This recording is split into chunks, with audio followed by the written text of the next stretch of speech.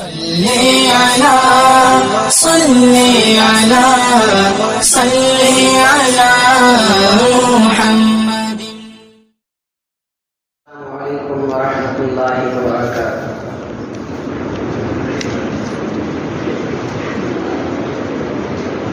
بسم اللہ الرحمن الرحیم.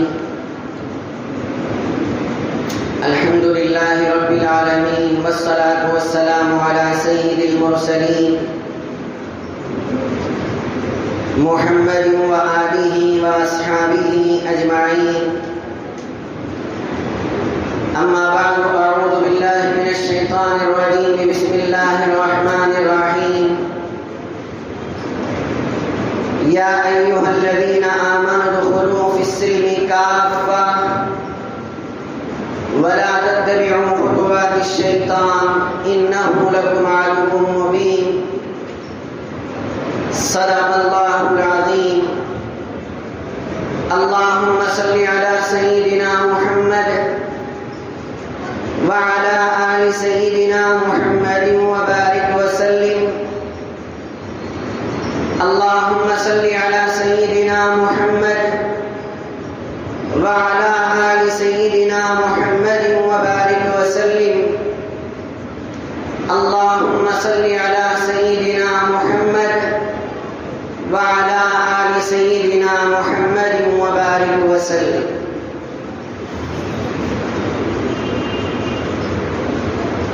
بزرگان محترم،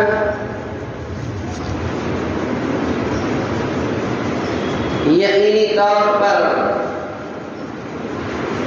اللہ رب العزت کے جو انعامات، جو احسانات، جو نوازشیں ہیں، یہ بے حد و حساب پوری دنیا پر پھیلے ہوئے. اللہ نے کئی بے شمار نعمتوں کو نوازنے کے لیے اللہ نے کوئی پیمانہ نہیں رکھا ہے. بس کائنات میں پیدا ہوئے، اللہ نے بے شمار نعمتوں سے پہلی فرصت میں نواز دیا. جیسے تمام انسان ہیں، سب ہر بندے کے اندر، اکثریت میں انسانوں میں اللہ نے آنکھ دے کر انعام دیا کہ دیکھ سکتا ہے، زبان دے کر انعام دیا کہ بول سکتا ہے. ورنہ وہ کائنات میں کئی زبانیں ایسی ہیں جو بولنے کی قوت نہیں رکھتی ہیں. گائے کی زبان دیکھو، ہم انسانوں سے 3 گنا زیادہ وزن میں، سائز میں تو انسان کی زبان بازو بھی نہیں کھٹے گی گائے کی زبان میں. اور زبان کے اندر ایک قسم کی سختی ہوتی ہے. اس سختی کے حساب میں درندوں کی زبان کے آگے تو گائے کی زبان بھی نہیں ٹکتی ہے. رف پر ایک قسم کا زبان ہے. اگر اس کے باوجود دیکھو، ان میں سے کسی کی زبان کے اندر بولنے کی قوت نہیں. بولنے کی قوت کسی زبان میں ہے تو صرف انسان کی زبان ہے. اللہ نے انعام سے نوازنا جب چاہا ہے، بغیر کسی پیمانے کے، بغیر کسی قسم کے ناپ تول کے، سب کو عمومی طور پہ نوازا. مگر کچھ انعام اللہ کے خاص بندوں کو اللہ نے خاص انعام بھی دیا اسی دنیا میں. اللہ نے وہ کن خاص بندوں کو دیا؟ اللہ کے وہ خاص بندے کوئی اور نہیں، ہم اور آپ ہیں، جو اللہ نے کائنات میں بسنے والے کروڑوں انسانوں میں سے، کروڑوں اربوں کھربوں انسانوں میں سے اس انعام کو نوازنے کے لیے ہم جیسے لوگوں کو چنا. اور وہ خاص انعام بھی کیا ہے؟ مسلمانوں، ہمارے اندر پایا جانے والا ایمان ہی اللہ کا یہ خاص انعام ہے. ایمان ایسی چیز نہیں ہے کہ ہم اور آپ اپنی عقل سے پہنچ جائیں اس تک. ممکن نہیں ہے. اٹھا کر دیکھو دنیا میں کیسے کیسے عقل مند ہے. میں پرانی نہیں اب کے دور کی بات کرتا ہوں. اب بھی دیکھو کیسے کیسے دماغ والے انسانوں ہیں، مگر اللہ نے ایمان کی نعمت سے ان کے دماغ کو نہیں نوازا ہے، ایمان کی نعمت سے کسی کے دل و دماغ کو منور کیا ہے تو وہ ہم اور آپ ہیں کہ اللہ نے ہم لوگوں کے دل و دماغ کو ایمان کی نعمت سے منور کیا.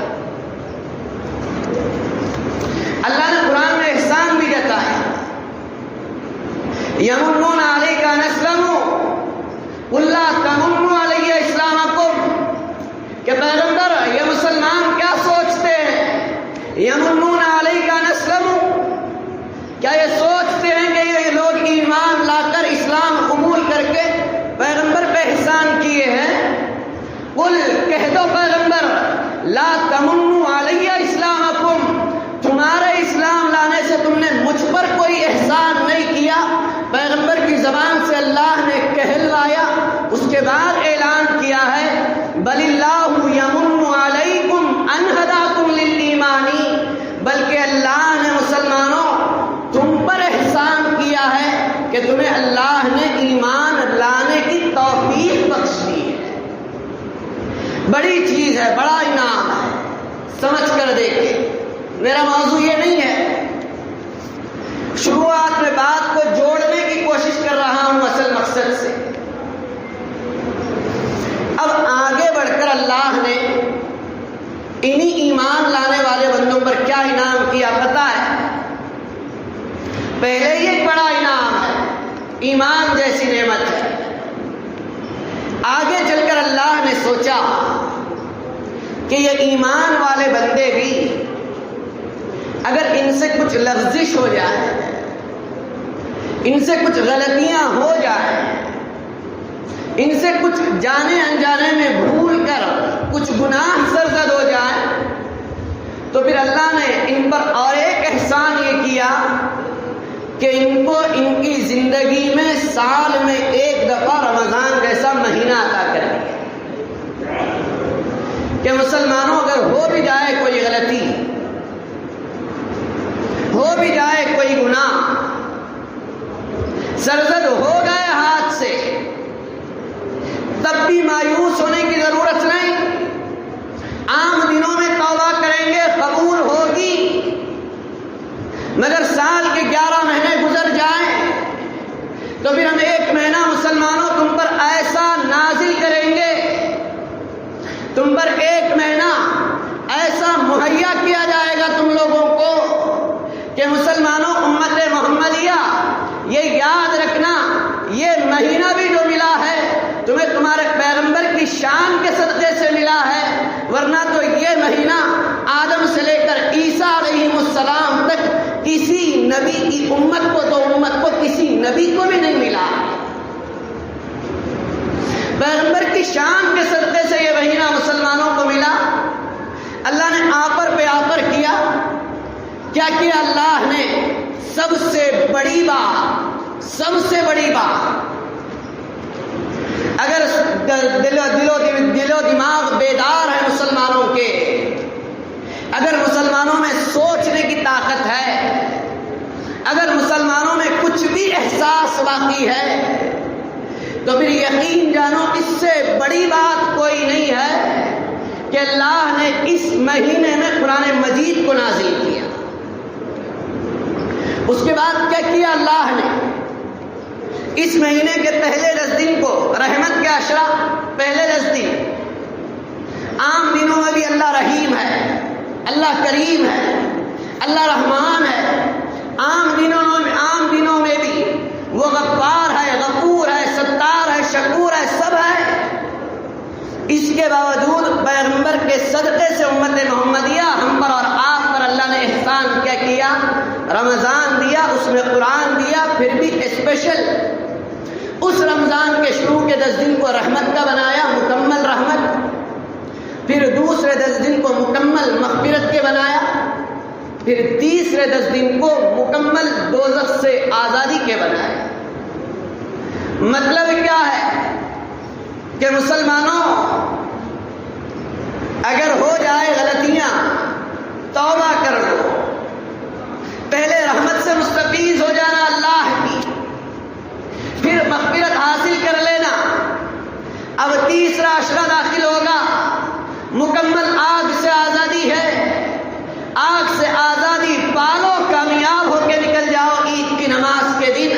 مسلمانوں اللہ نے اسی لیے ہماری زندگیوں میں رمضان کو رکھا ہے۔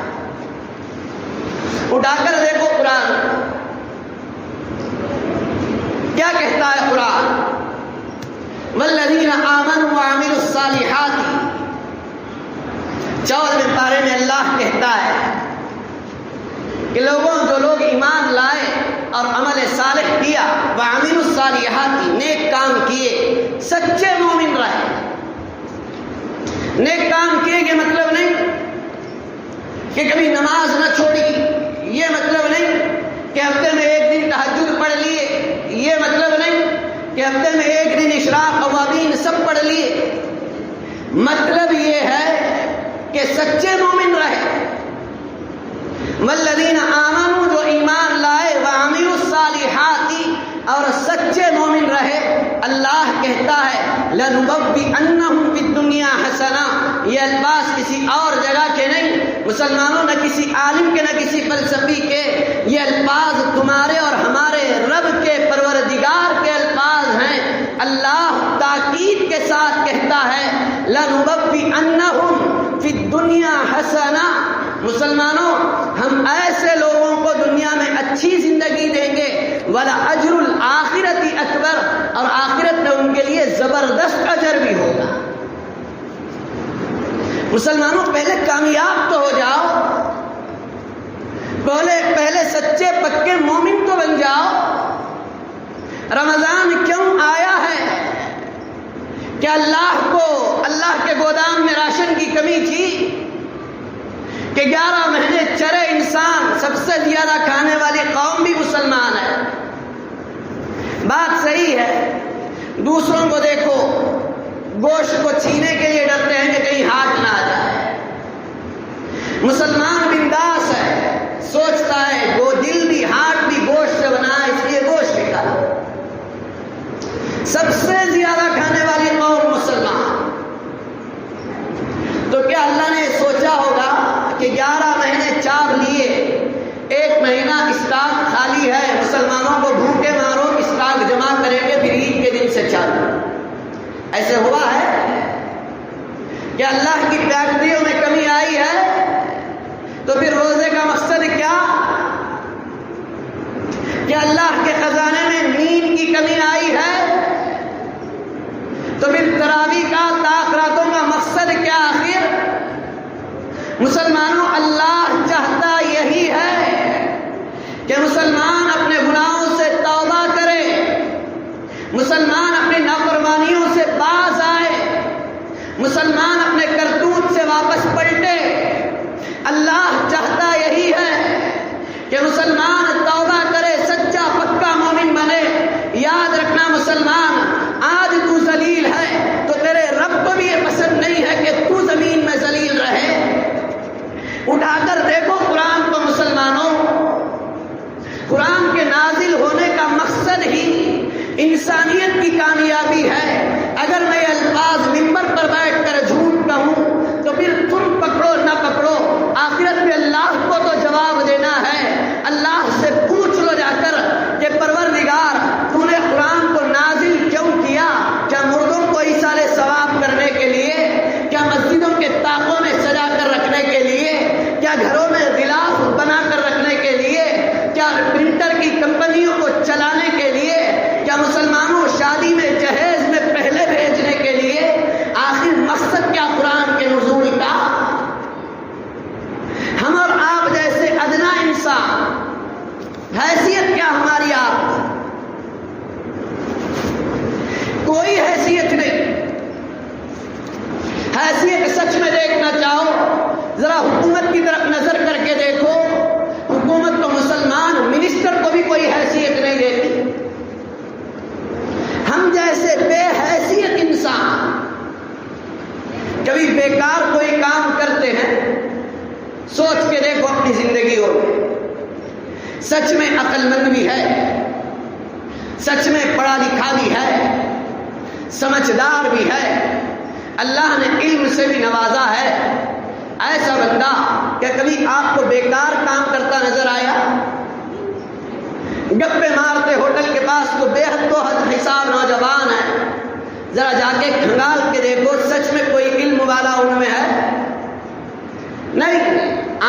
انسان بھی جس کے اندر کچھ سمجھ بوجھ آ گئی، جس کے اندر کچھ علم آ گیا، جس کے اندر کچھ صلاحیت آ گئی، جس کے اندر کچھ قابلیت آ گئی، وہ اپنا وقت بیکار کرنا نہیں چاہتا، وہ اپنا کوئی کام بیکار کرنا نہیں چاہتا۔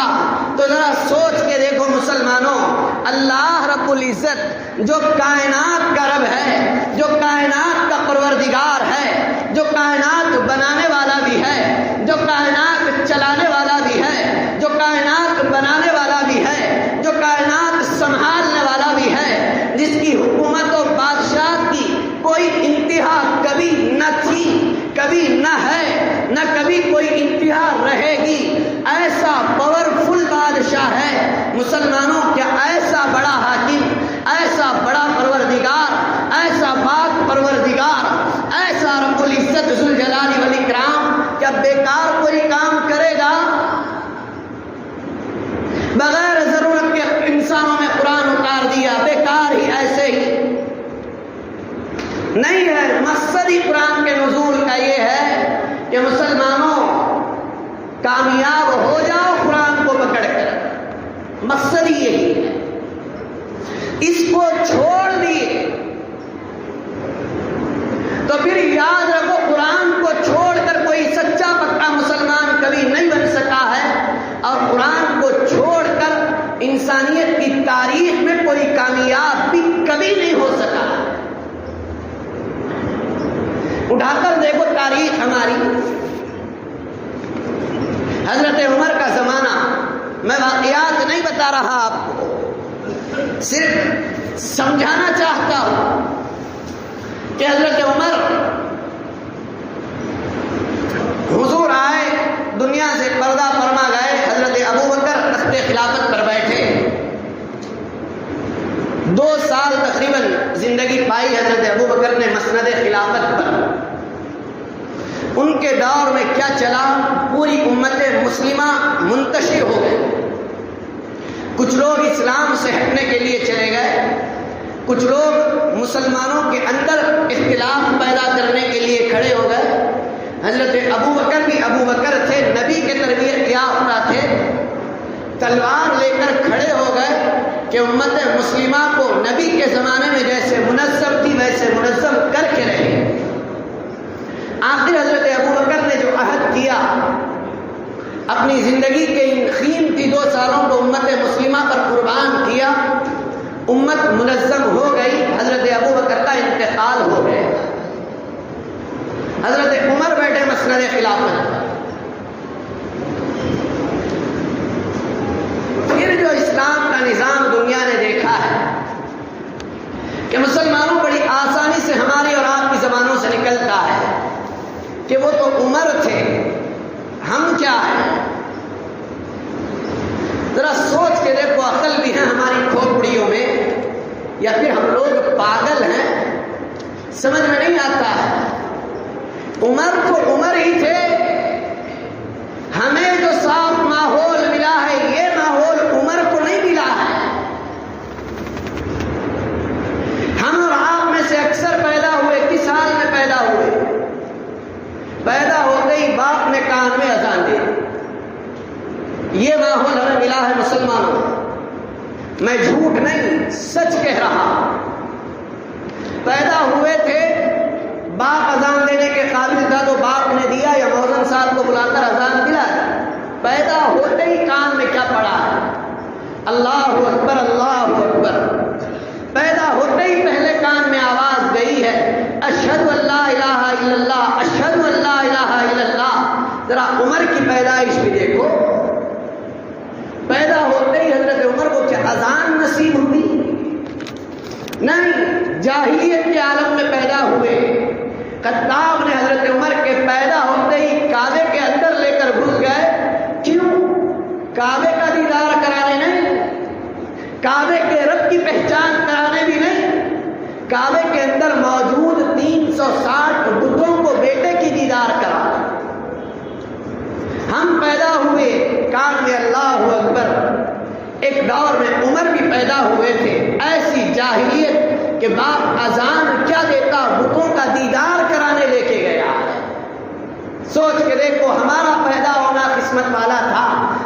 حضرت عمر کا پیدا ہونا قسمت والا تھا. آگے بڑھو اور بھی جاہلیت دکھاؤں آپ کو. بڑی آسانی سے وہ تو عمر تھے. عمر کو عمر بننا بہت مشکل تھا. مسلمانوں آج ہمیں سچا مسلمان بننا بہت آسان ہے. عمر کو عمر بننا بہت مشکل.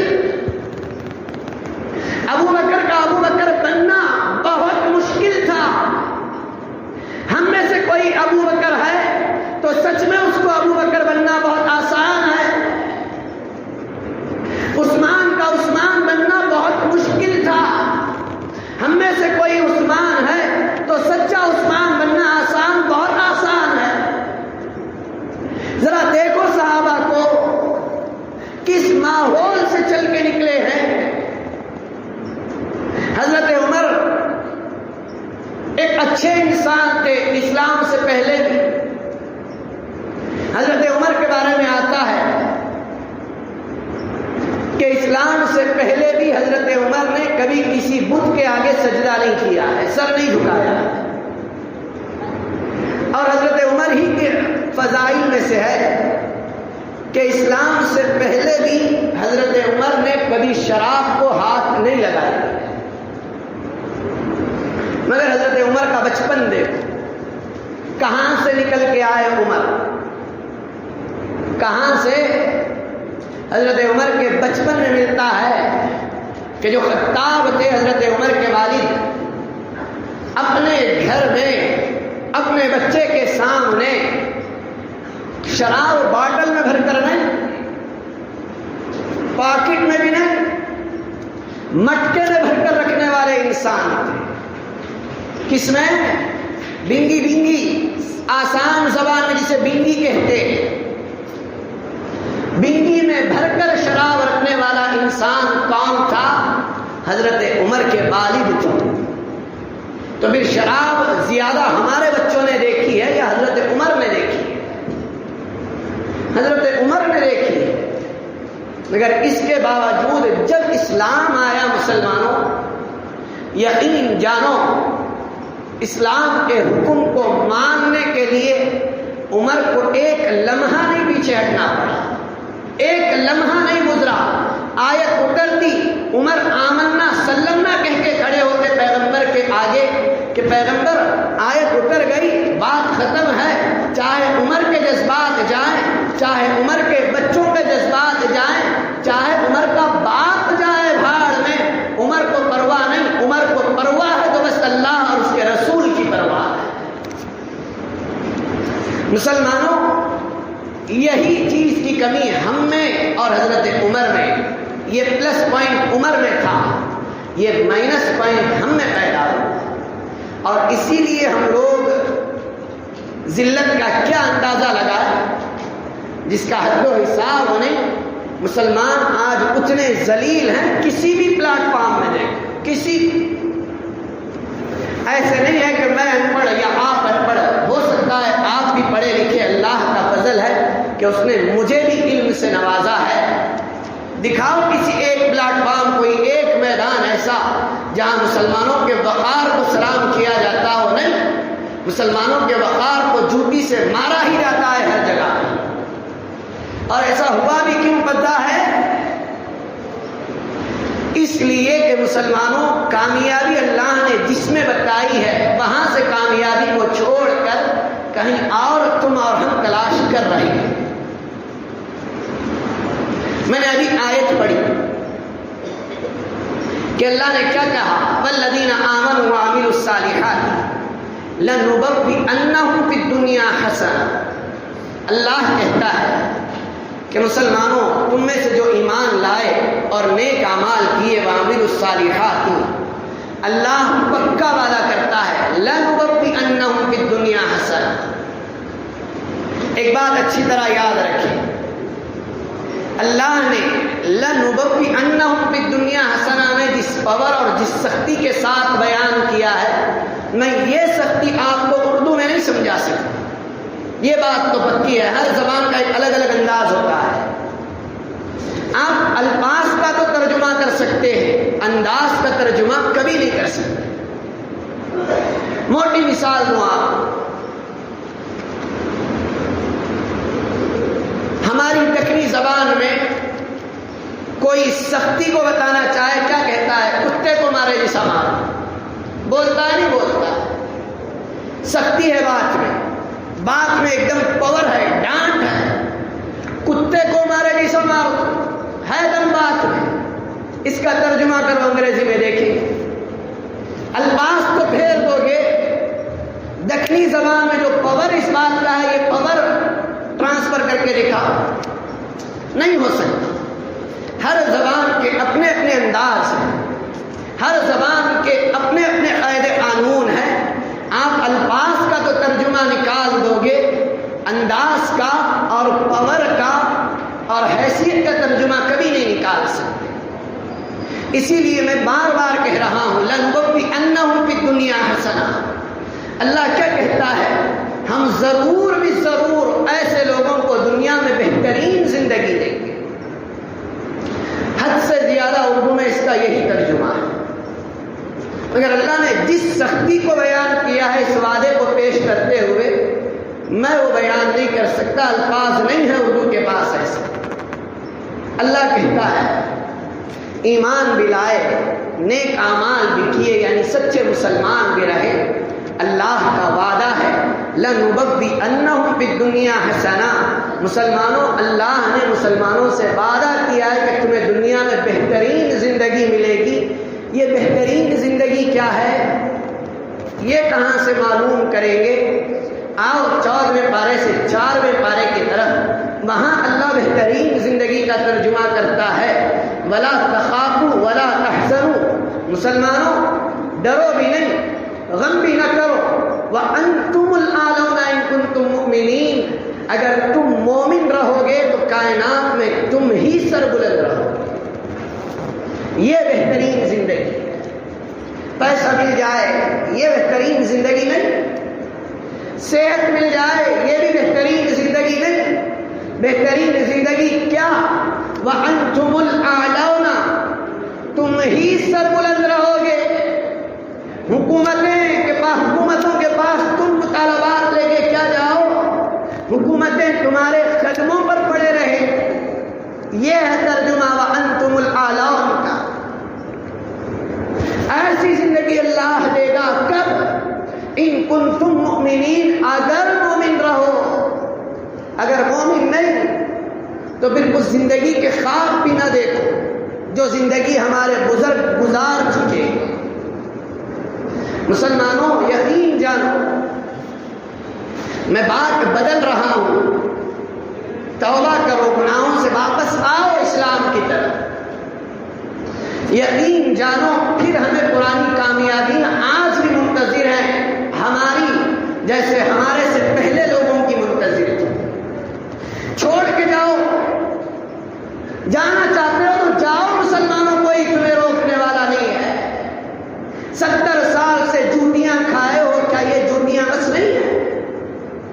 اب بھی اگر کھانی ہے تو جاؤ، بھاگو دوڑو اس کامیابی کی طرف۔ مسلمان سوچ کیا رہا ہے؟ سوچ پہ لعنت ہے مسلمانوں کی کہ اللہ اور اس کا رسول کہہ رہا ہے کہ مسلمانوں کامیابی ادھر ہے، مگر دیکھو مسلمانوں تمہاری سوچوں پر کیا افسوس کرے پتہ نہیں کہ مسلمان سوچ کیا رہا ہے کہ مسلمانوں میں ایجوکیشن آ جائے، مسلمان کامیاب ہیں، مسلمانوں میں بزنس آ جائے، مسلمان کامیاب ہیں۔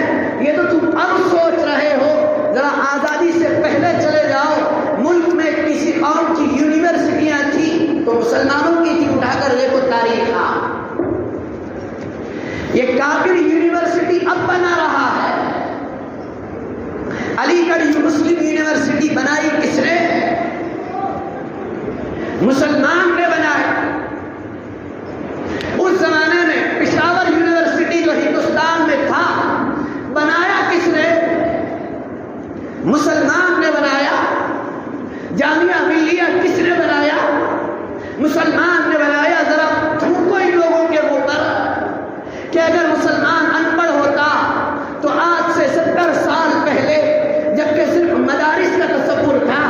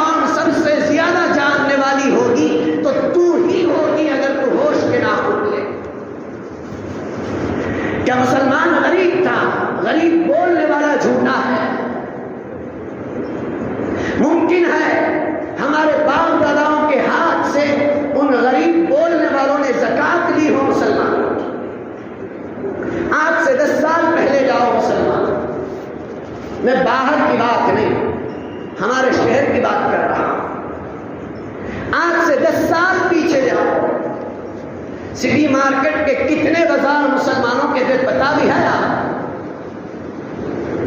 ہارڈ ویئر کا بہت بڑا بازار ہے، کیمیکلز کا بہت بڑا بازار ہے۔ جا کر دیکھو اپنی تجارتوں سے فرصت ملے تو وہ سارے بازار آج سے 10-15 سال پہلے مسلمانوں کے تھے۔ دکان نہیں، بازار مسلمان کا۔ جس قوم کے ہاتھ میں مارکیٹ ہی ہو وہ قوم غریب ہو سکتی ہے؟ صحیح بتاؤں آپ کو تو ہمارے بزرگوں نے جو پراپرٹی وقف کی ہے اپنے استعمال کی نہیں، مسلمانوں اپنے بچوں کے لیے جو جمایا وہ بھی نہیں، اللہ کے راستے پر اپنے مال میں سے کچھ جو وقف کیا ہے، جو دان کیا ہے مسلمانوں کو، اگر حساب کتاب آتا ہے تو اٹھا کر دیکھو، کرناٹکا کے اندر، صرف کرناٹکا کے اندر 0 نہیں ملیں گے آپ کو، اتنی زمینیں مسلمانوں کی وقف میں ہیں۔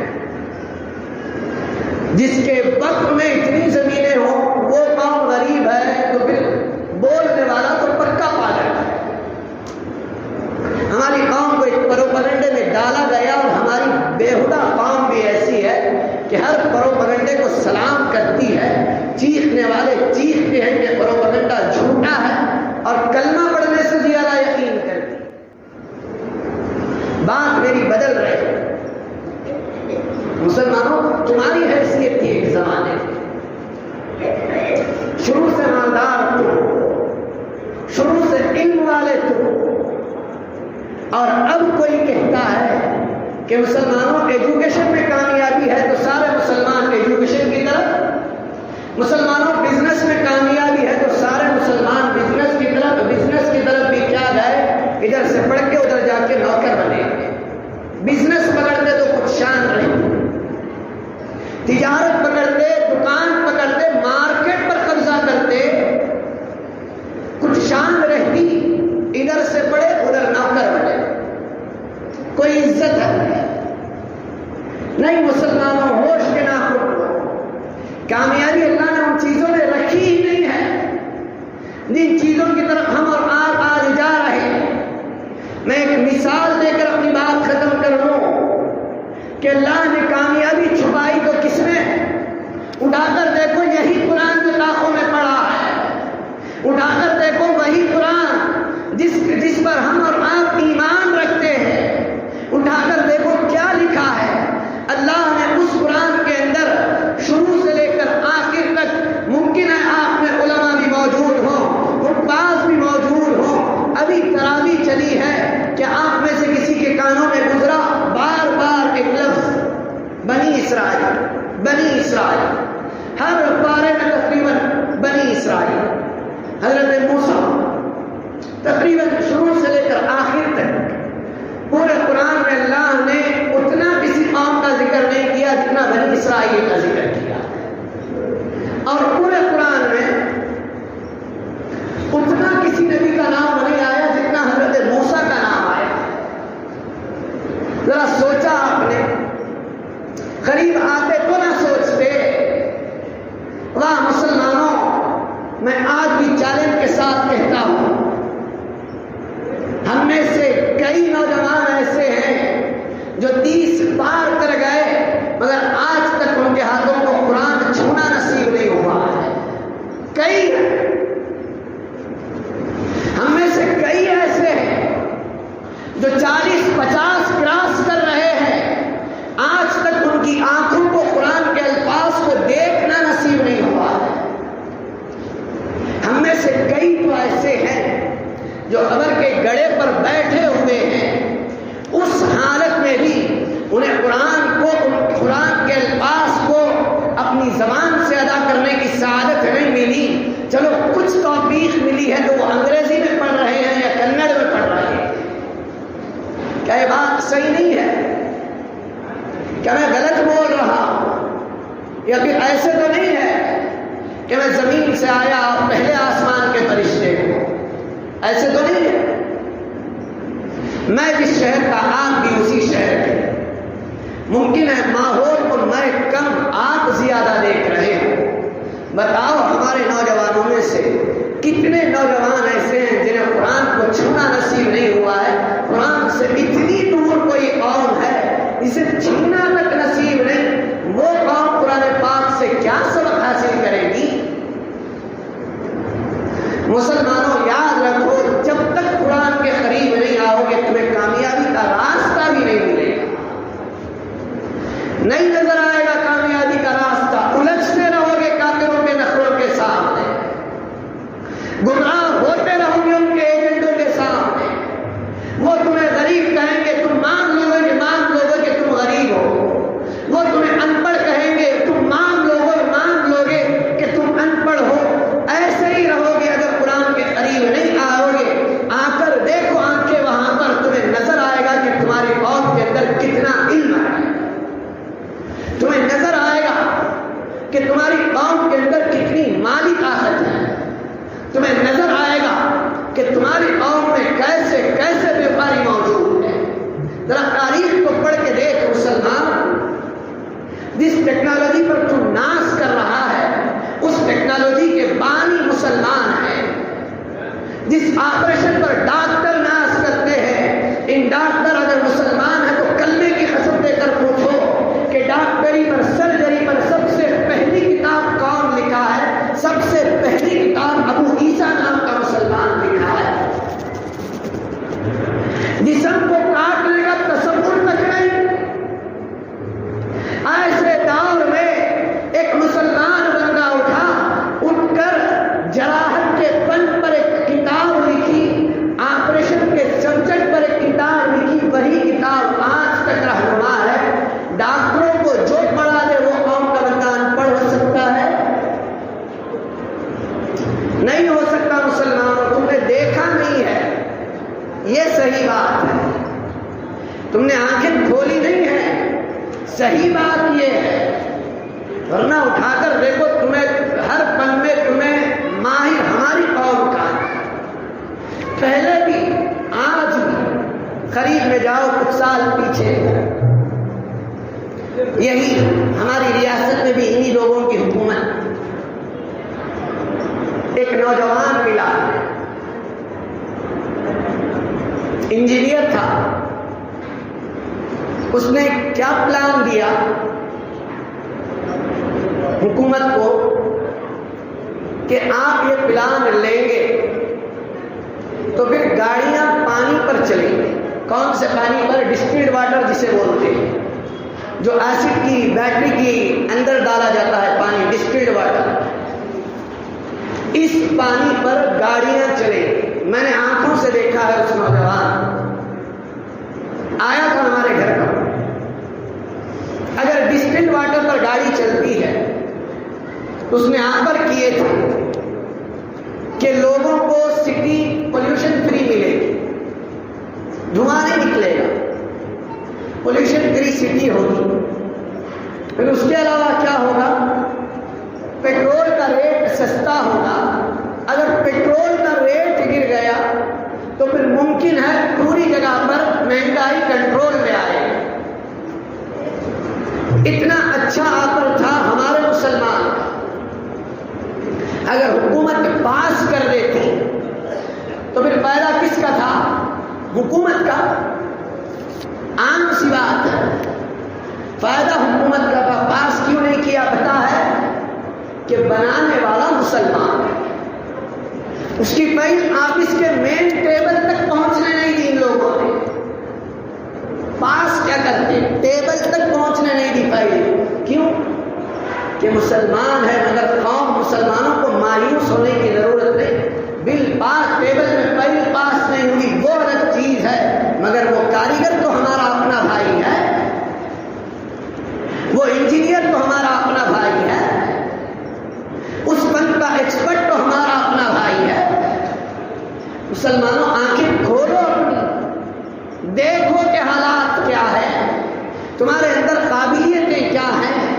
اٹھا کر دیکھو قرآن کو کہ جگہ جگہ بنی اسرائیل کا ذکر اور جگہ جگہ حضرت موسیٰ کا ذکر کیوں کیا؟ اللہ نے پتا ہے آپ کو کہ کہ اس سے پہلے جتنی قومیں گزری ہیں، جتنی بھی، حضرت نوح سے لے کر حضرت عیسیٰ علیہ السلام تک جتنی بھی قومیں گزری ہیں، ان میں سب سے پاورفل قوم،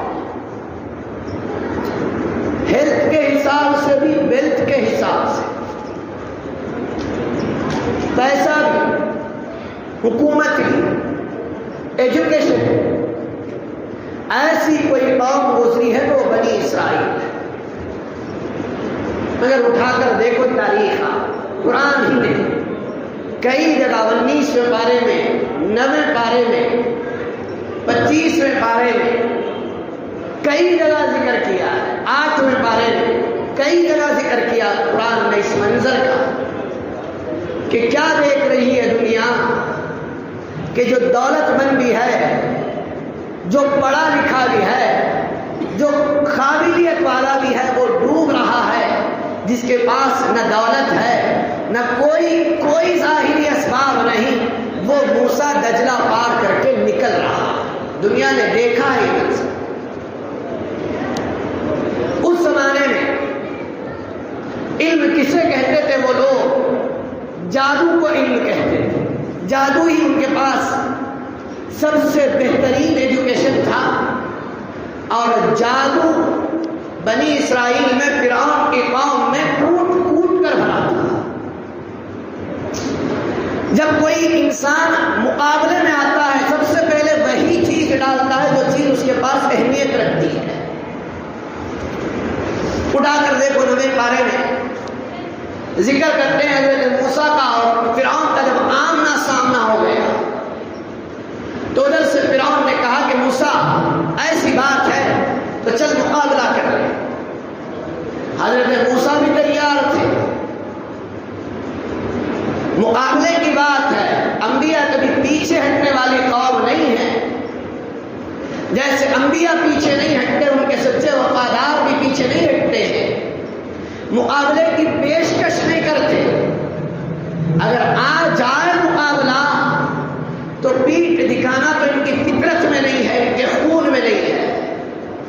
فرعون نے کہا کہ موسیٰ اتنا زام ہے، اتنا دم ہے، آ جاؤ مقابلہ کریں گے۔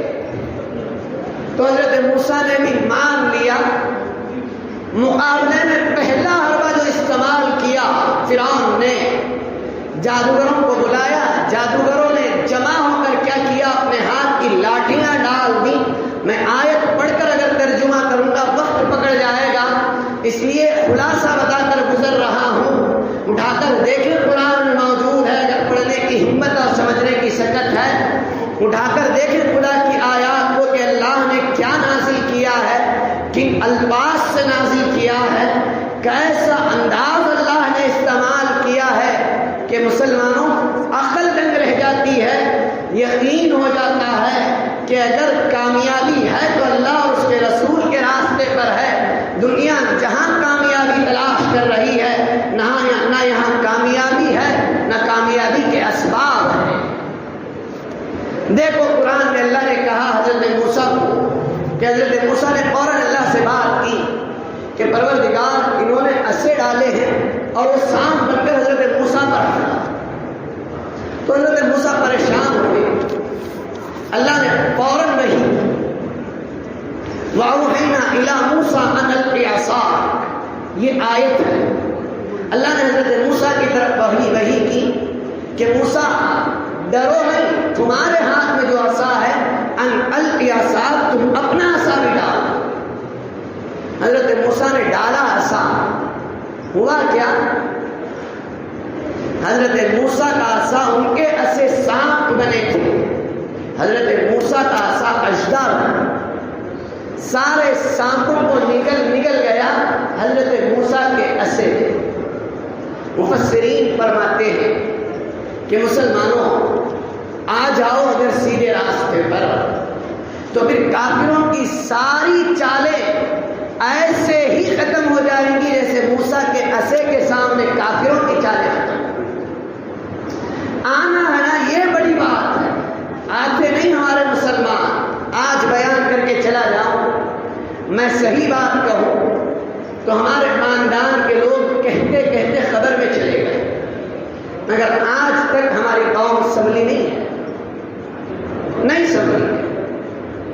زیادہ سے زیادہ کیا ہوا؟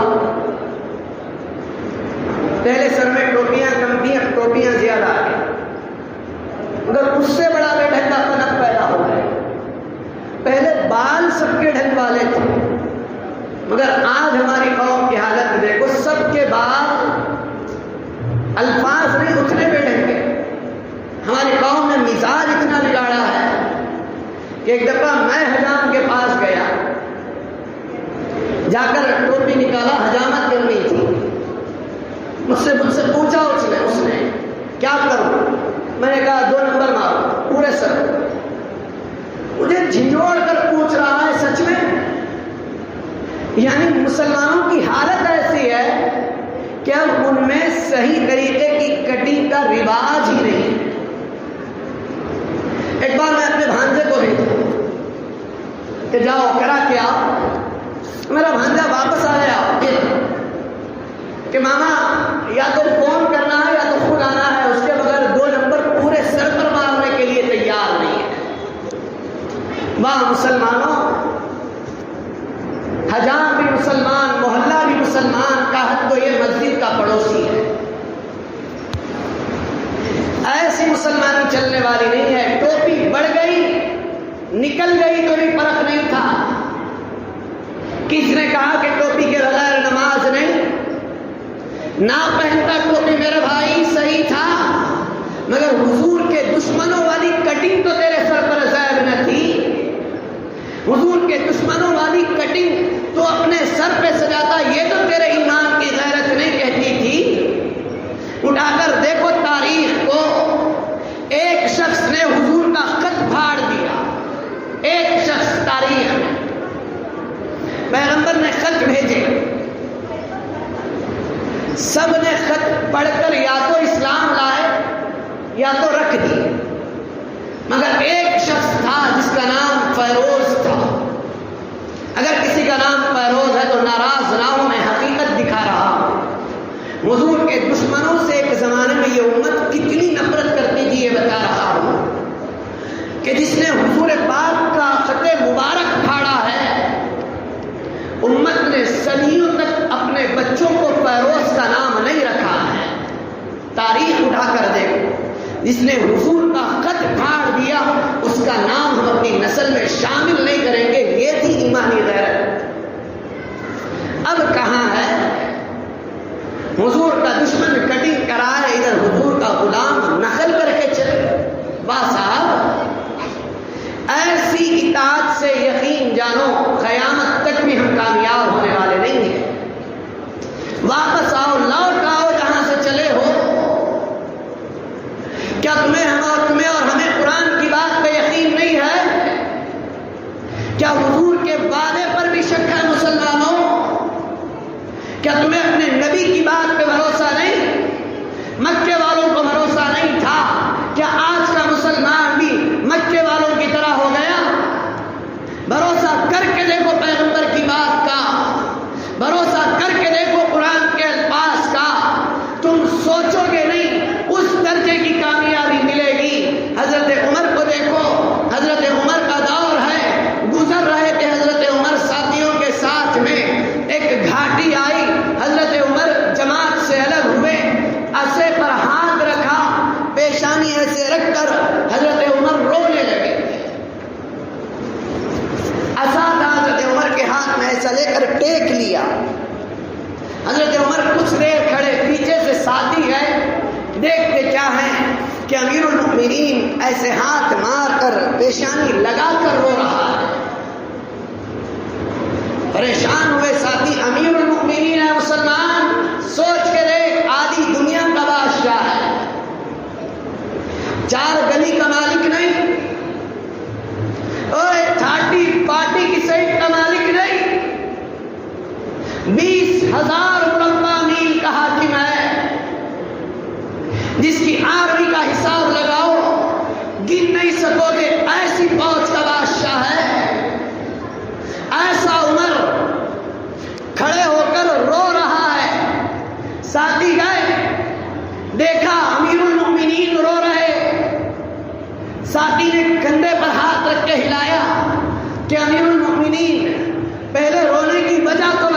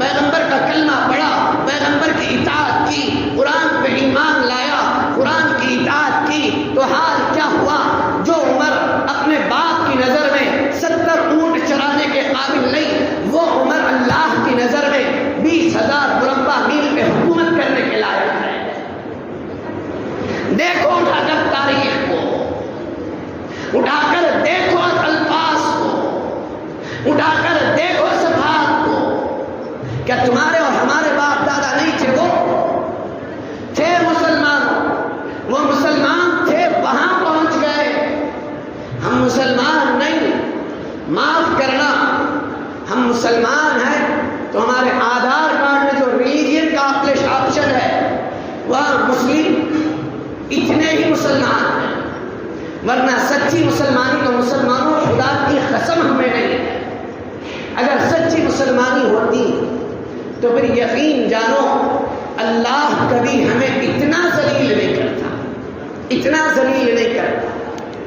مسلمانوں عزت چاہتے ہو، میں کہتا ہوں تم بٹے ہو، تمہارا بٹنا بھی اللہ کے کوڑوں میں سے ایک کوڑا ہے.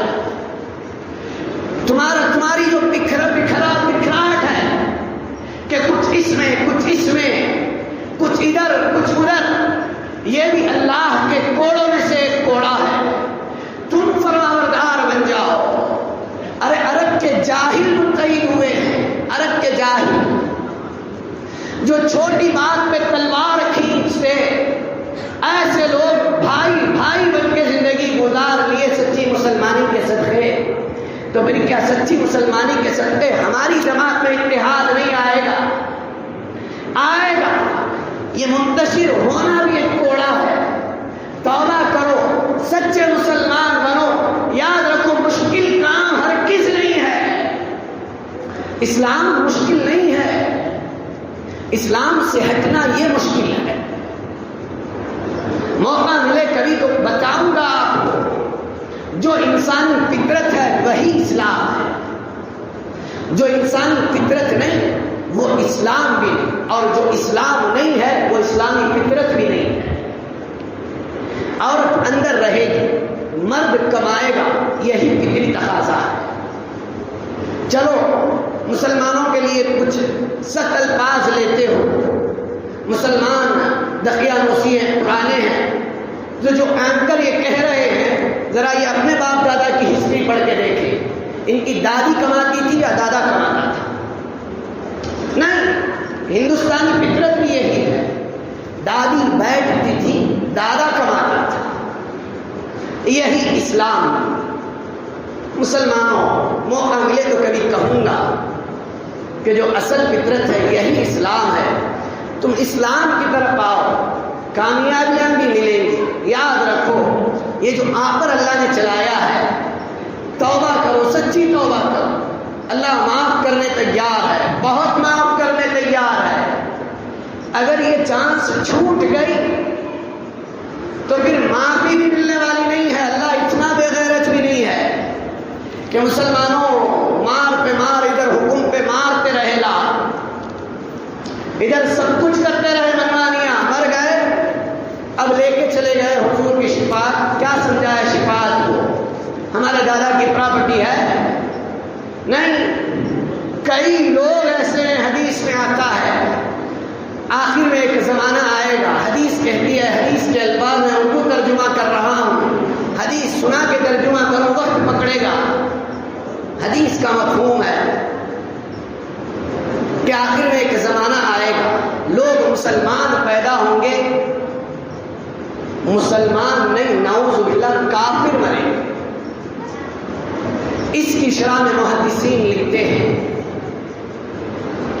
کہ وہ مسلمان جو حرام سے بچتا نہیں تھا، اللہ کے اصل احکامات سے پیٹ پھیر لیتا تھا، نماز بھی بے تکے بنے سے چھوڑے، زکوٰۃ کی طرف تو تھوک کر بھی نہیں دیکھے کرے، ایسے انداز سے احکامات کو چھوڑتا گیا، تو پھر محدثین کہتے ہیں کہ ایسے بندے کا ایمان اس کی موت سے پہلے نکال لیا جاتا ہے.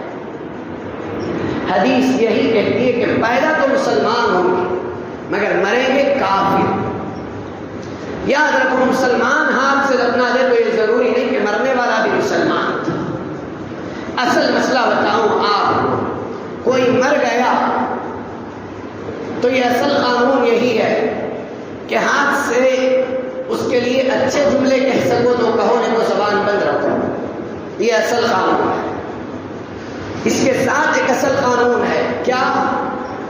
کہ اس کے حق میں جنتی جہنمی ہونے کے فیصلے نہ سناؤ. یہ اختیار اللہ کا ہے. اللہ چاہے تو اس کو جنت دے گا، اللہ چاہے تو اس کو جہنم میں ڈھکیل دے گا. مر گئے نہ ہو جنتی، یہ اختیار ہمیں نہیں ہے. مومن تھے، پہلی صف میں تھے یا مسجد کے امام تھے، انتقال ہو گیا تو دعا کرو کہ اللہ ان کی مغفرت فرمائے، ان کے درجات کو بلند کرے، بڑے اچھے انسان تھے، نیک آدمی تھے، یہ جملے کہو۔ جنت کو چلے گئے، جہنم کو چلے گئے، یہ جملے نہیں۔ اس لیے لوگوں زندگی بڑی مختصر ہے، بہت مختصر۔ سوچ کے دیکھو، میں میری بات کہوں، مجھے ابھی یوں لگتا ہے کہ میں اپنے نانا کی یا اپنے باپ کی یا اپنے ماموں کی یا چچا کی انگلی پڑھ کے کل گزرا تھا ان راستوں سے۔ یوں محسوس ہوتا ہے کہ آج میں جوان ہوں، میری بھی اولاد ہے۔ پتہ نہیں چلے گا کہ کیسے انسان بچپن کو پاس کر کے جوانی میں قدم رکھتا ہے، کیسے جوانی کو پاس کر کے بڑھاپے میں قدم رکھتا ہے، کیسے زندگی کو ختم کر کے قبر میں قدم رکھتا ہے، احساس کبھی نہیں ہوگا۔ کلی ماجس کہتے ہیں آہٹ بھی نہ محسوس ہوئی ختم سفر تک، آہٹ بھی نہ محسوس ہوئی ختم سفر تک، یہ عمر رواں کتنے دبے پاؤں چلے ہیں کہ مسلمانوں زندگی گزر رہی ہے، آہٹ دے کے نہیں گزر رہی، سلے فل سلے، پن ڈراپ سلے جو الفاظ ہیں اس سے بھی زیادہ سلے۔ رات ہو رہی ہے، خبر نہیں، پھر دن، خبر نہیں، مصیبت آئی، پریشانیوں میں ہفتے گزر گئے، خبر نہیں، خوشیاں آئیں، خوشی میں ہفتے گزر گئے، خبر نہیں۔ ایسے ہی زندگی گزر رہی ہے۔ توبہ کرو، فوراً واپس آؤ، فوراً واپس آؤ۔ ممکن ہے کہ کل میں رہوں، آپ نہ رہیں، یہ بھی ممکن ہے آپ نہ رہیں، میں رہوں، یا میں مر جاؤں آپ رہیں، سب ممکن ہے۔ جتنی زندگی ہے اتنی کی تو قدر کرو، ایسے نہ مرو کہ تمہیں اللہ اور اس کا رسول اپنا دشمن سمجھ رہے، ایسے نہ مرو۔ یہ مسلمان کو زہر نہیں دیتا ہے، مسلمان ہو جس کا کلمہ پڑھتے ہو اس کی پوری اطاعت کر کے مر جاؤ، جس قرآن کا کلمہ پڑھتے ہو اس کو پوری طرح فالو کر کے مر جاؤ۔ ذرا دیکھو اسلام کو چھوڑا ہم لوگوں نے، بتاؤ کچھ ملا؟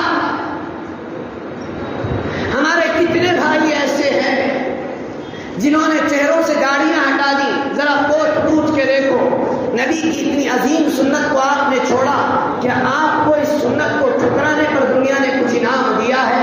خدا کی قسم نہیں دیا ہے، نہیں دیا۔ تم کیا دشمنوں کا مقابلہ کرتے ہو؟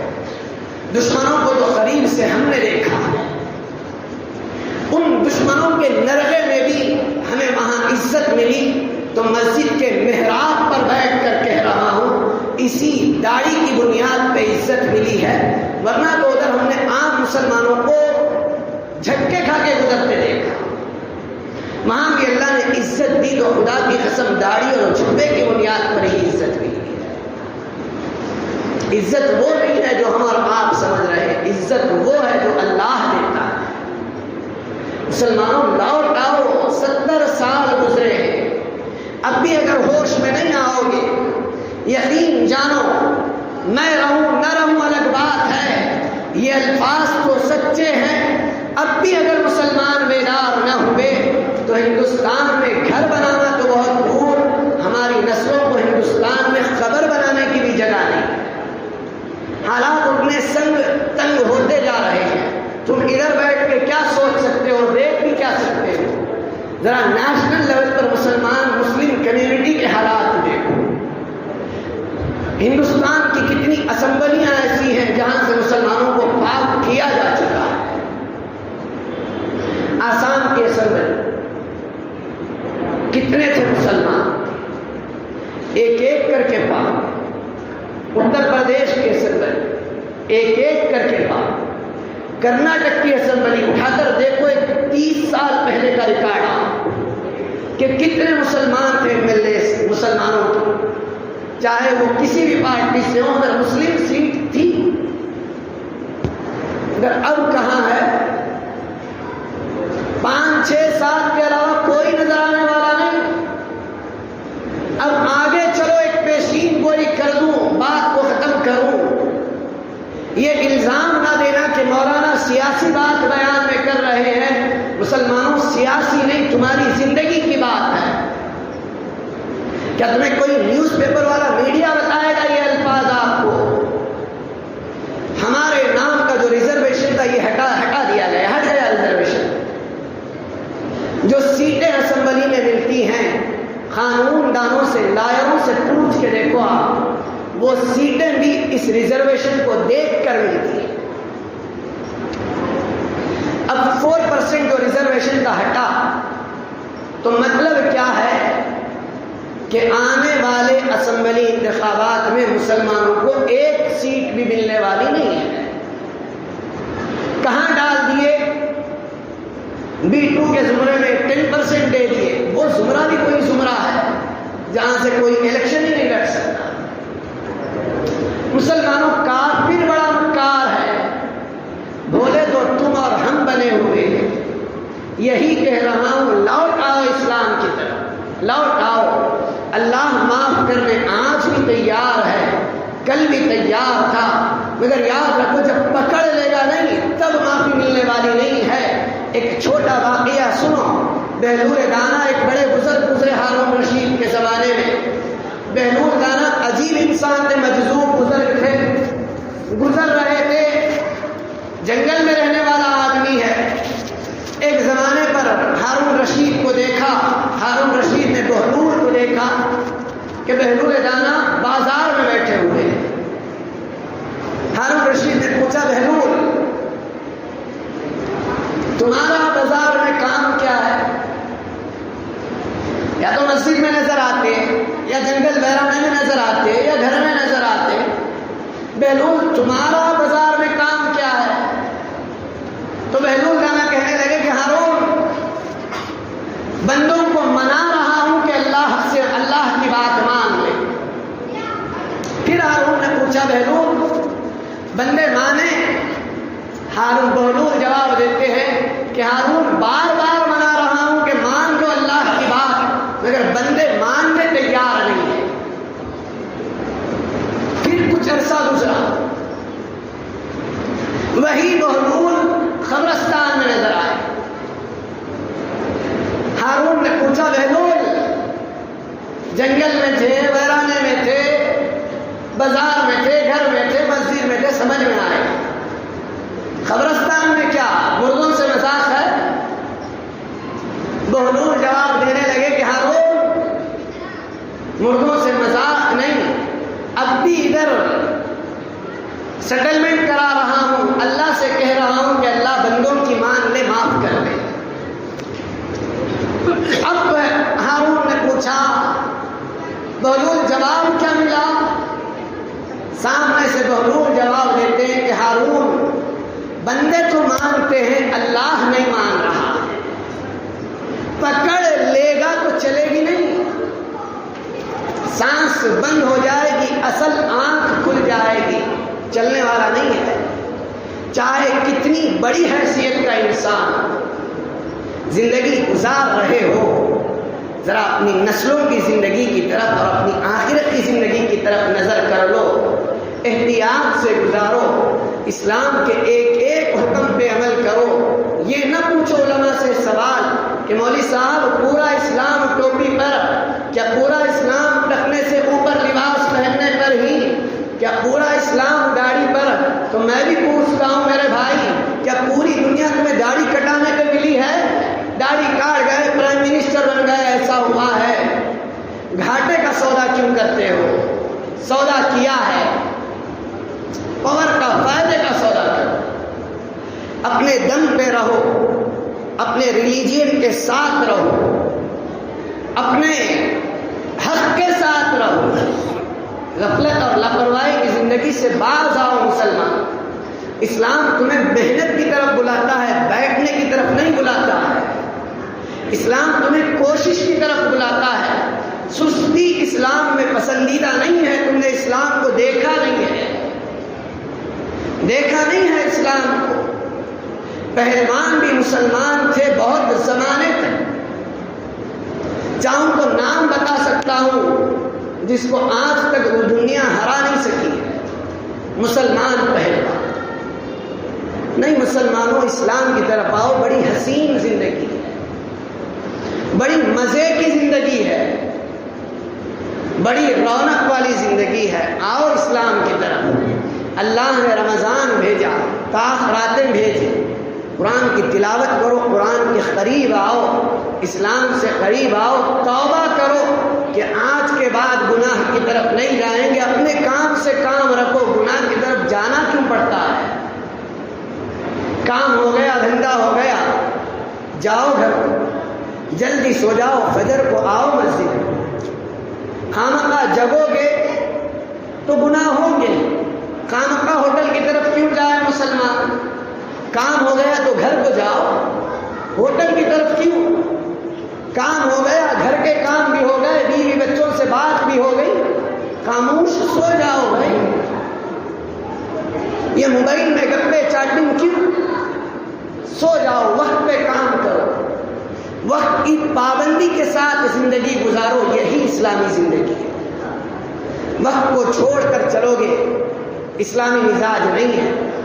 جماعت میں ہمیشہ تاخیر سے آؤ گے، یقین سے کہتا ہوں اسلامی مزاج نہیں ہے۔ تکبیر اولیٰ نہ صحیح پہلی رکعت میں تو آ جاؤ، یہی اسلام ہے۔ وقت کی پابندی اہم چیز ہے۔ تم یہاں عادت ڈالو گے، دنیاوی کاموں میں وقت کی پابندی کی عادت پڑے گی، دکان کو وقت کی پابندی کے ساتھ جاؤ گے، آفس کو وقت کی پابندی کے ساتھ جاؤ گے، لیول امپروو ہوگا آپ کا۔ مسلمانوں اسلام کی طرف آؤ، ہر جگہ لیول امپروو ہو جائے۔ توبہ کرو، توبہ کی راتیں، دعا کرو کہ اللہ مجھے بھی سچی توبہ کی توفیق عطا کرے، آپ کو بھی سچی توبہ کی توفیق عطا کرے، سچی مسلمانی اسلامی زندگی ہم سب کو عطا فرمائے۔ آمین۔ وآخر دعوانا